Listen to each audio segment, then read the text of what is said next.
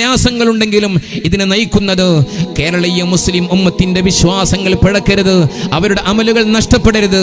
അള്ളാഹുവിന്റെ തിരുദൂതർ കാണിച്ചു തന്ന, സഹാബാക്കൾ പഠിപ്പിച്ചു തന്ന, താബിഈങ്ങൾ പറഞ്ഞു തന്ന, താബിഈങ്ങൾ പകർന്നു തന്ന ആ മാർഗത്തിലൂടെ മുന്നോട്ട് പോകണം, നേരിന്റെ നേർപാതയിലൂടെ മുന്നോട്ട് പോകണം. അതാണ് അവർ ആഗ്രഹിച്ചത്. സമസ്ത കേരള ജംഇയ്യത്തുൽ ഉലമ 1926 രൂപീകൃതമായി 933-34 കാലയളവിലാണ് അത് രജിസ്റ്റർ ചെയ്യുന്നത്. രജിസ്റ്റർ ചെയ്യുമ്പോൾ അതിന്റെ ഭരണഘടനയുടെ ഉദ്ദേശ ലക്ഷ്യങ്ങളിൽ ഒന്നാമതായി പറഞ്ഞത് പരിശുദ്ധ ദീനിന്റെ യഥാർത്ഥ വിശ്വാസങ്ങളും അതിന്റെ ആചാരങ്ങളും അഹ്ലു സുന്നത്തി വൽ ജമാഅത്തിന്റെ ആശയാദർശങ്ങൾ, അതാണ് പരിശുദ്ധ ദീനിന്റെ യഥാർത്ഥ മുഖമെന്ന് പറയുന്നത്.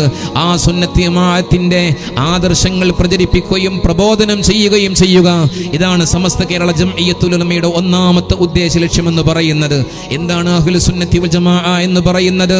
അള്ളാഹുവിന്റെ തിരുദൂതരുടെ ആ ചര്യകൾ അനുസരിച്ച് മുന്നോട്ട് പോകുന്നവർ, സഹാബാക്കളുടെ മാതൃക സ്വീകരിക്കുന്നവർ. വിശുദ്ധ ഖുർആനിന്റെ ആഹ്വാനമാണല്ലോ ഇത്.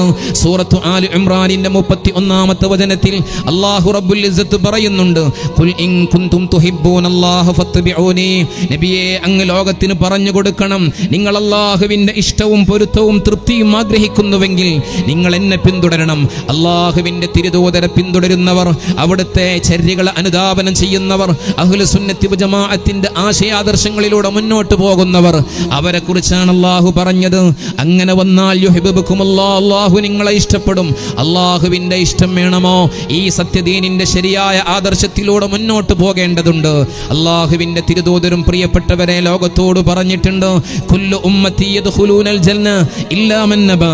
എന്റെ സമുദായം അവരെ മുഴുവൻ സ്വർഗ്ഗത്തിൽ പ്രവേശിക്കുന്നവരാണ്, നന്മയുടെ മാർഗത്തിൽ നിന്ന് മാറി നിന്ന ആളുകൾ ഒഴിച്ച്. സഹാബാക്കൾ ഭയപ്പാടോടുകൂടി ചോദിച്ചില്ലേ,